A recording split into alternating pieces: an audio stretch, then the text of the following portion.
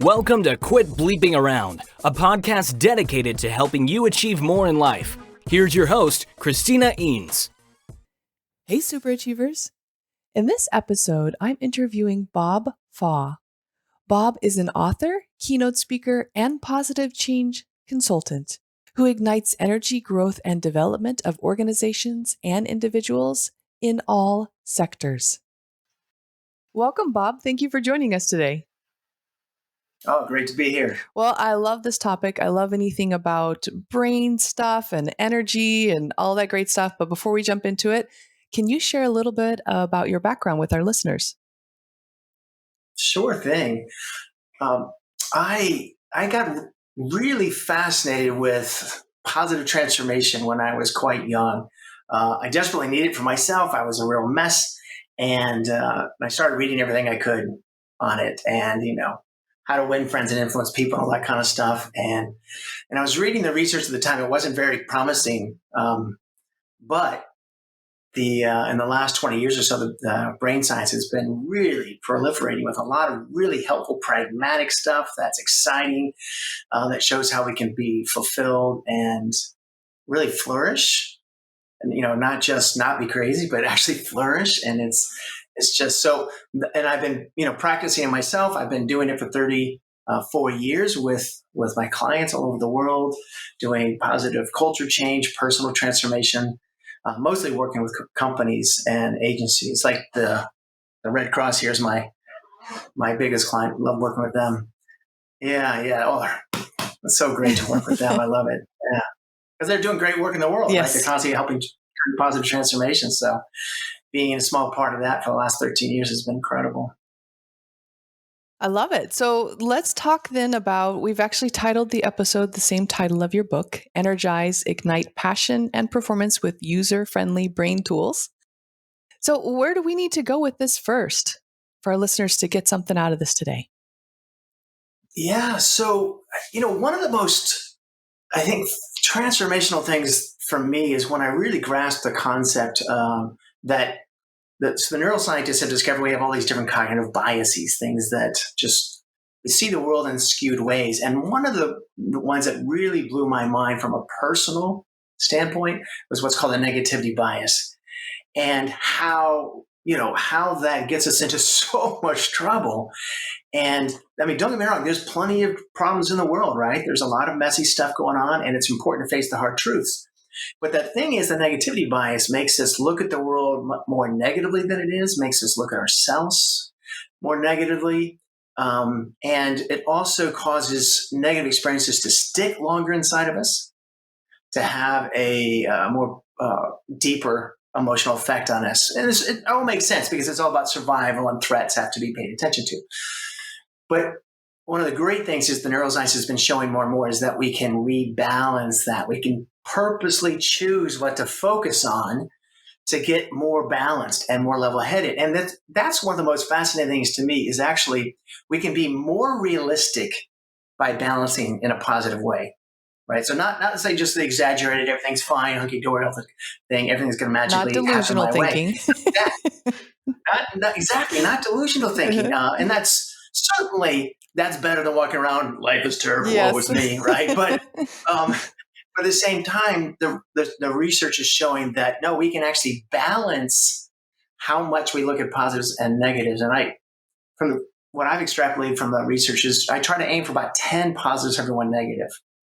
In relationships and communication, in my thinking, which is really, really hard. When I first saw that, I was like, ooh, I'm 1-to-1 on a good day. So it's 10 positives, every one negative. But there's a bunch of tools that I teach for how to do that for oneself, with your teams, with your families. And, it's been just phenomenal. My own life has been transformed. I love the fact that people around me who are using these tools are transforming their own lives. Obviously, at work is fantastic. That's what I get paid for. But also their family lives. That's really fulfilling when I hear that. Oh, I love it. Yeah, I love it when our work, mine too, right? It feels great when you're in the classroom or you're coaching with someone and this is going to help their whole life, not just, at work. Yeah. Yeah. Yeah, exactly. So what would be a tool that you could use to overcome that negativity bias? Other than like Yeah, so not there's a watching whole the number. news. I'm just kidding. Well, it's actually what I look at it, and I got this idea from Jason Silva. He's a thought leader, but very inspirational. But he talks about curating your media, what the media you consume. So essentially choosing to read or to view the right types of things in balance, right? Because the media because we have a negativity bias, the media has this sort of thing of if it bleeds, it leads, right? So if it's bad, put it out there. Unfortunately. And now we live in a 24-hour news cycle, right? So we're constantly inundating. So I make sure to follow a number of positive news sources. So the Good News Network, Good Black News. There's a number of different sources and things that I'm really passionate about. So science developments, NASA. NASA is also one of my clients. I love working with them too. But I'm a geek for space as well as the brain. So really making sure to be looking at that and looking at sources that curate human interest stories, real people doing great things. And that's important. So to me, and I do like I get a magazine called The Week that gives me a balanced perspective of news around the world. I will look at some pretty neutral, like not too politically leaning news sources, but at the same time, from the research, one of the things that I've discovered for myself that really helps is to pick one thing that I'm really passionate about, put energy, money, time into that, and not try to get stressed out about all the world's ills because it's impossible and we can just burn out. And the research shows that compassion, which is empathy plus action, according to some neuroscientists, yes, isn't that great? Yeah. I love that. You feel for something, you feel about somebody, and then you do something about it. That's actually fulfilling, and it actually strengthens our brain and makes our life fulfilling. Whereas sort of just passive empathy in terms of, oh, this is terrible, this is terrible, this is terrible, I feel bad for this. And I hear people say, I don't even want to get out of bed, the world is burning. And I was like, I don't see any flames here. There's bad things, but focus on what you can do. So that's a long way of saying be very, very choiceful, if you will, very thoughtful. Mm-hmm. If like where your goals are and what can you consume from a media standpoint that's going to help you have that kind of fulfilling life. Be realistic, grounded in reality, but also that there's so much beauty in the world as well as the other stuff. But make sure that we're really fueling ourselves with that and doing something that matters about something and not trying to take on the rest of it. Just it's hard. That's painful. Yeah. We can accept that there's painful, sad things we can't control and focus our energy on one thing or two. I love that. Yeah, because so oftentimes we get overwhelmed by all of the stuff, right, that we feel like we should be doing to make the world a better place. And I love that focus on one thing and go deep in there. Volunteer work definitely brings a lot of warm fuzzies for me. Yeah. That warm fuzzy feeling is literally what they call the altruism center getting activated, and it's very good for our mental and physical health to feel that on a regular basis. Yeah, wow. Yeah. Isn't that something? Yeah. Well, and I also love how you mentioned is essentially pay attention to what you consume, right? Especially with the news. Yeah. I'm also a member of several like positive news groups. And I've noticed there's even some services that strip out the, for lack of a term, the bias in the news, and they just report it as is. I saw one that's like called 1400, or I can't remember. There's several services out there that do that. So that's great. Now, is there other ways we can pay attention to what we are, quote unquote, consuming, what we're allowing to come into our brain? Yeah. One of the others, so for about 15 years, I did volunteer work with trauma survivors. And I discovered, listening to some of them talk about the coping mechanisms, that a lot of them would watch movies that would activate those hard feelings because it helped them feel in touch with themselves. And I was like, okay, there's a time and a place for that, therapy, whatever. And also make sure that you're listening to the music or watching the movies that make you feel healthy. Yeah. That help you get in touch with what's good about the world. So it's the same thing with entertainment as it is with the news, is making sure that's balanced. I mean, I like a good action flick once in a while and all that kind of stuff, but if I watched them all the time, I would have a very simplistic view of the world because they're incredibly unrealistic and it's one man against the universe. Save the world. That's not how reality works. Yeah. It's the same thing with activism. So, with the statements like burn it down or destroy this or destroy that, things are created. You create society through thoughtful and if you come from a place of love and compassion, you can create beautiful things. So, but that takes work. That it's not just simple rhetoric. That's where the whole compassion of finding something you really want to pour your love and heart into. That's another thing too. Don't do it because you're outraged. Outrage can get you moving, which is great, but find a way to do it in a way that fuels you, that you're passionate about, you care, you're happy. Doing it. Yeah. It's funny you say that about entertainment because I've binge watched shows before. Well, obviously, I'm sure all of us have, but I'll get 4 seasons behind on someone, and they're like, "You really got to watch this show." So of course, I start watching it, and I have to binge watch it. And several times I have been like, I recently binge watched Ozark, and someone had asked me something about committing a crime, and I had to think. Wait, was I involved in money laundering sometime? It's just weird how it's weird how our brain becomes part of that story. We have to pause and think about that. Yeah. Especially with VR. I understand that really can confuse our brain. We can use it for good and for bad too. Exactly. Yeah. I actually caution people about binge watching. It can be really fun periodically, but not as a habit. I think it can be really hard on our brains. Well, especially the negative stuff. Especially the negative stuff. I mean, there's people that actually believe that zombies are real because they watch the movies. And I'm like, holy smokes. Well, have you seen everyone walk around with their phones? Are you sure zombies aren't real? No, I'm kidding. I think there's actually a term in South Korea where they actually talk about phone zombies or something like that. Yeah. Oh.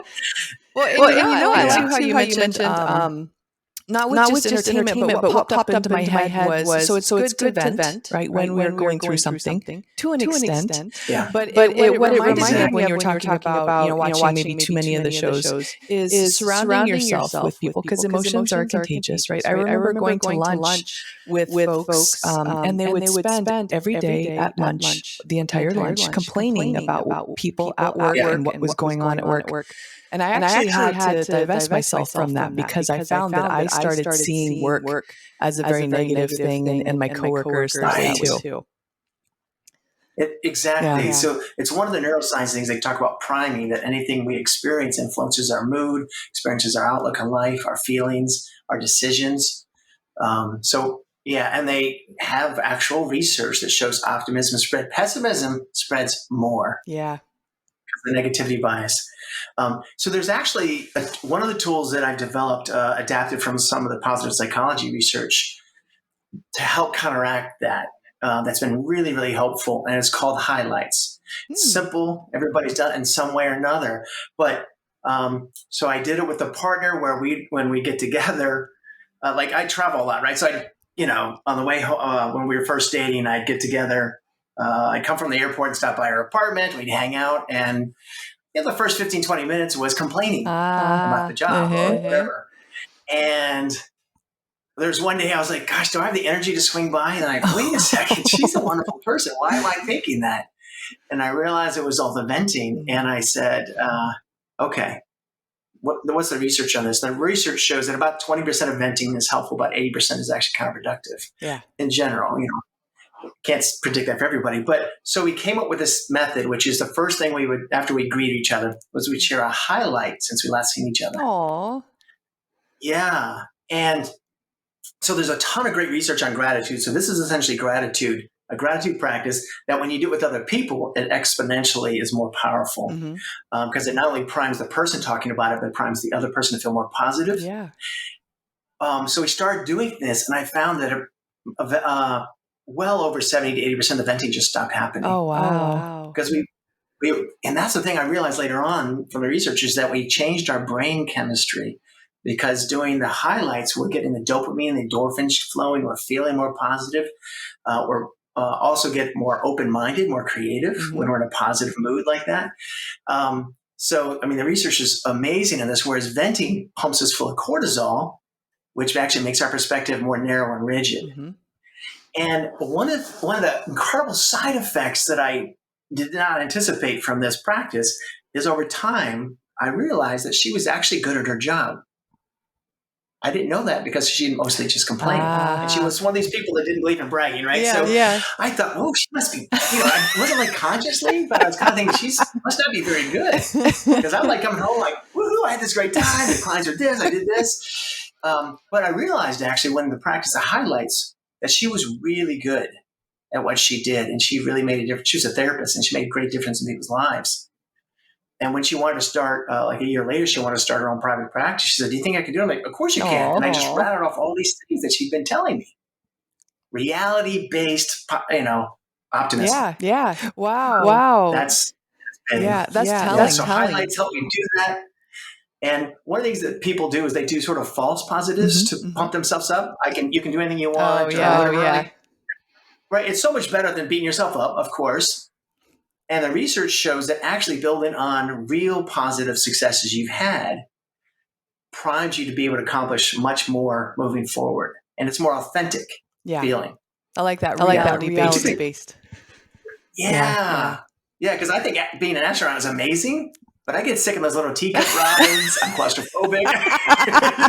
I'm not very good at math. They have to be engineers. But I love people. I'm a natural speaker, performer, connector. So, play to my actual strengths. And when I look at my life and what I love to do and what I'm passionate about comes easily, that inspires me to do more of that. And I take much bigger risk and have greater times. And heck, I wrote a book, a few different things on this, and tons of white papers and articles and stuff. So it's because I was passionate. Because I wanted to help people, and it came naturally. So it's looking at what you really love and what you're good at inspires us much more authentically and much more sustainably. Yeah. Oh, absolutely. So highlights help you know that about each other and yourself. Yeah. So it's funny too. As you were talking about you love astronauts being space, but you're not going to be one. You're not going to be one. VR, you could do virtual reality.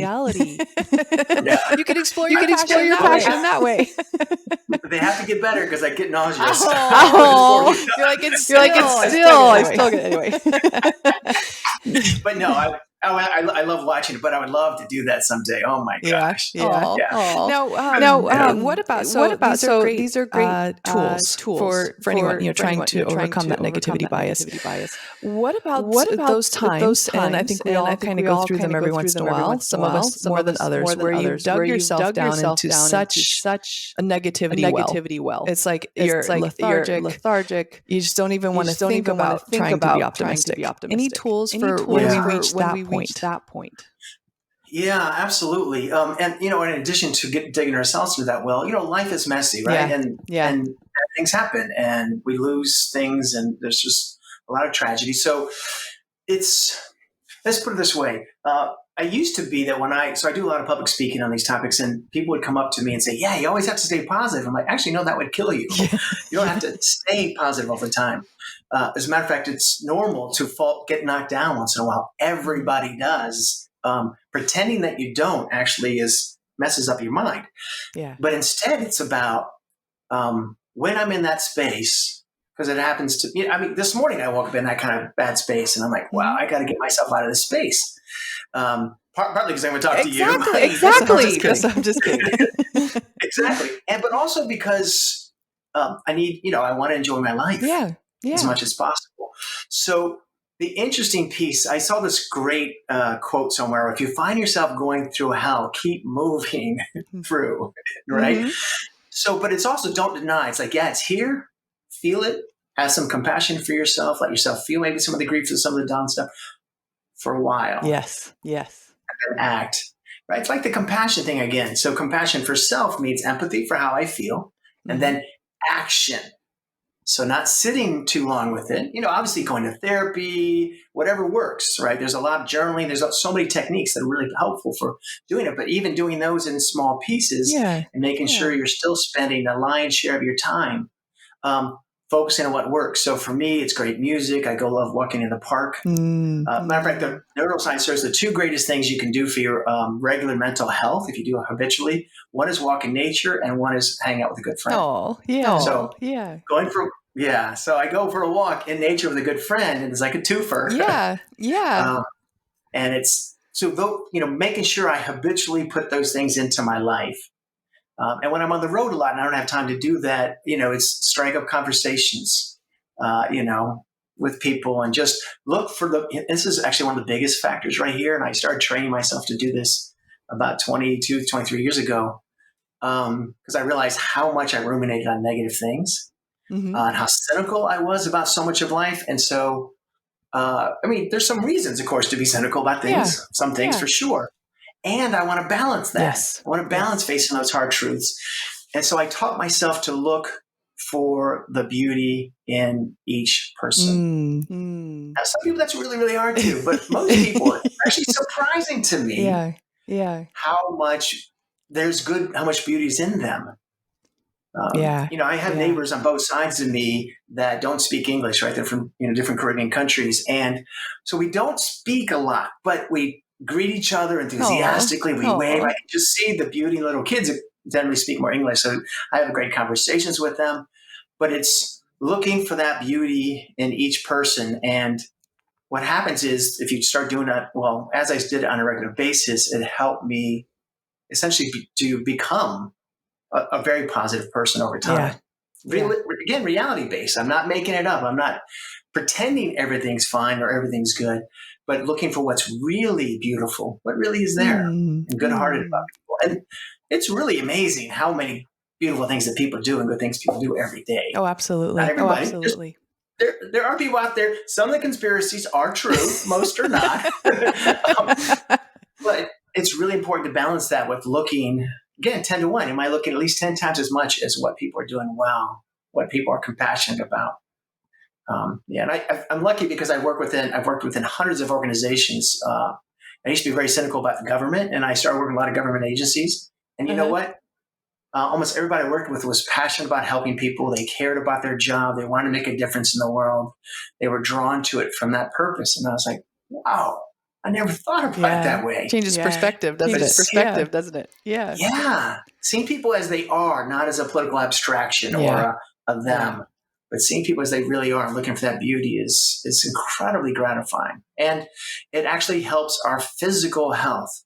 Because the biochemistry of looking at the beauty in the world and other people relaxes us, allows to get geeky, the parasympathetic nervous system to get activated, the immune system come online more often, lowers our cortisol, the stress hormone, all those things. It's just so, reality-based optimism and appreciation of beauty is incredibly healthy. I love it. I'm getting really relaxed just talking.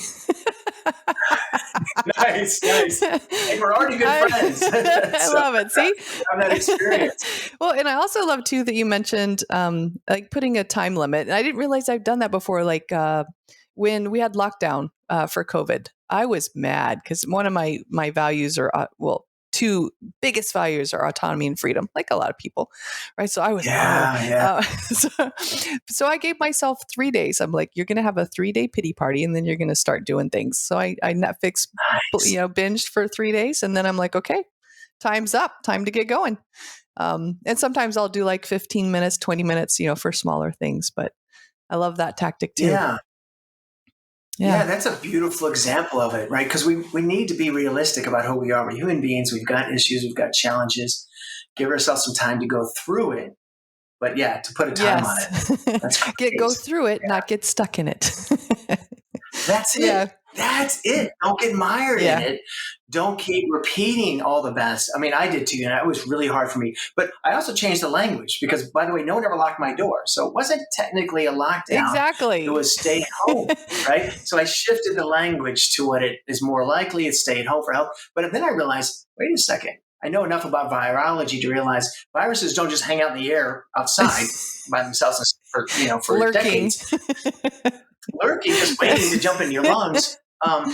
So I started going on walks for at the very beginning, and I had friends going, "Are you crazy?" And I was like, "No, I get that that's what people are saying because they're just fear-based. saying across the board, be careful. It's fear-based. But as a neuroscientist I follow, David Rock said really well. I said, when something Neuro Leadership Institute, fantastic folks. So I love this thing he's talked about. He was saying that, when things like the pandemic happen, which is obviously catastrophic and traumatic for everybody, right? But most people tend to go into one of two camps, which is the shutdown, overwhelmed. Everything's terrifying. I can't do anything. Using extreme language. And then the other one is denial. Yes. There ain't no stinking pandemic, whatever, blah, blah, blah. Right. So we go to one of those extremes. And of course, neither of those are very high functioning. Exactly. And it's okay to be in either mode for a period of time and then say, all right. And that's what I did. I went through also, I actually got sick right at the beginning, which was a little bit unnerving. It turned out to not be COVID. And I said, all right, when I get over this, I'm going to call particularly to my top 2 clients here and say, whatever I can do to make our in-person events effective online, I will do. Nice. No cost. Nice. I'm just going to make it happen. Because those are the 2 I have the most passion for. So, and I was doing the most work with. So I just told them that and then dedicated like 2 weeks of time just transforming these programs. Particularly the one with NASA is like 2 full weeks. Yeah. And again, action. Yes. Right. Put a limit. Action. Take action. That's Adapt to the and new take normal. A positive action. Exactly. And that's the key thing is learning to adapt, accept reality, and adapt, and move toward what you can do. Look for what the beauty still is. Yes. I got to go a lot more walks. There you go. I wasn't constantly on Oh yeah, and I would have been fine. I would have chosen to stay home if I wasn't told to. Isn't that funny? And I knew this. I knew this. So I worked through it. That's great. That's great. Now I know there are so many more tools that people can work through. Can you share a little bit about your products and services so they can learn more? Yeah, absolutely. So I actually put out a number of videos. So on my YouTube channel, Bob Faw, and which can also be found on the website, matchboxgroup.com, and on the blog connected to that. But it's so we talked about a number of these things, and I've also tried to make some of the brain science really user friendly, so that people can even understand. Matter of fact, the greatest insult I got on Amazon, somebody gave me 3 stars and said, simply energizing. He made this so simple, even high schoolers could understand. I'm like, thank you. That was actually my goal. I was so happy. I actually told him, like, hey, thank you so much for this input. This is actually what I was aiming for. So, so you use like characters and things like that and all that, because that's what the research shows. If we can grab those things and they're fun instead of threatening or overwhelming, we can use them. And I wanted people to be able to talk about them with their kids and be able to have a good, positive experience with it. One of the key, those are the simple tools, but one of the other concepts that I find really helpful is the neuroscientists call it reappraisal, but reframing is easier to remember. So we just talk about reframing the way we look at things to be, again, balanced. So it's both more positive and more realistic about things, right? So for myself, particularly when I was really struggling when I was younger, I had pretty severe PTSD, and what that does is it causes one to ruminate on really bad experiences repeatedly, right? It causes severe depression and things like that. And so I was like, all right, I need to think about the fact that I survived all that stuff. Yeah.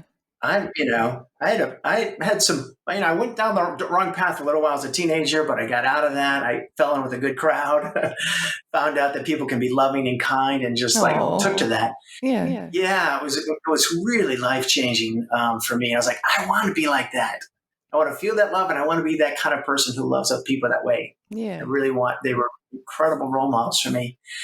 And so to say, look, I did this, and look what I've done since then. I worked with people for, since so I'm 57 now, and I was since I was 18. I've worked with people in one form or another. So, and I keep thinking about, all right, look how much I've done and how in the lives I've touched. I keep a folder to remind yourself. I love it. Exactly. Yeah, because I get emails sometimes from people like, "Oh, wow, I read your book and changed my life. My relationship's better," or whatever. And I'm like, "Oh, yeah, exactly." I'm like almost, in tears when I hear this kind of stuff. But it's easy to forget. Our brains don't care as much about the positive stuff as they do about what might be threatening. Yeah. So that ability to reframe and say, I see I'm feeling this about myself right now, and this is a normal human emotion. And the truth is, I'm actually someone who has accomplished a lot and has tremendous potential. So again, reality-based.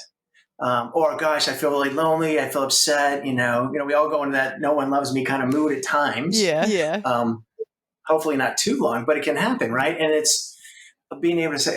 So one of the things I do really that helps me is to let myself feel it for a little while, and then reframe it by saying, "All right, let me list at least 15 either people I'm grateful for, people who I know care about me."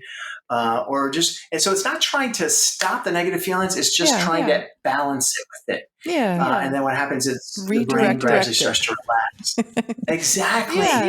Yeah. That's really a big thing because they've discovered that trying to suppress emotion backfires and actually makes us feel worse. Yeah. So allowing the negatives just to be there, but just refocusing our brain like we would a small child. Like, you kind of distract it with a toy. Distract over here. And you don't have to, it's not a bad thing to feel those other things. It's just, let's just choose to redirect and focus somewhere else. So no surprise, mindfulness and good meditation, like meditating on breathing and things like that, can train one. It certainly has helped me quite a bit. The research shows trains people to be less a victim of their emotions and more being able just to notice them and choose their perspective. Emotional intelligence. I love it. Yes. Exactly. So you have a lot of resources then at matchboxgroup.com that people can tap into. Yeah. Awesome. Yeah. So we'll make sure and put that in the episode description. But before you go, though, we would love to hear your final piece of advice. Yeah. So where others are cynical and pessimistic, make sure that you create habits of seeing the joy and opportunities in life. I love it. For yourself and for others too, because it spreads the goodwill. I love it. Oh, that's awesome wisdom to leave our listeners with. Thank you. It's been such a pleasure, Christina. Oh, thank you, Bob. If you'd like to learn more about Bob, visit his website at matchboxgroup.com. Interested in expanding your employee development program? Visit ChristinaEanes.com to look at the many workshops Christina has available for you.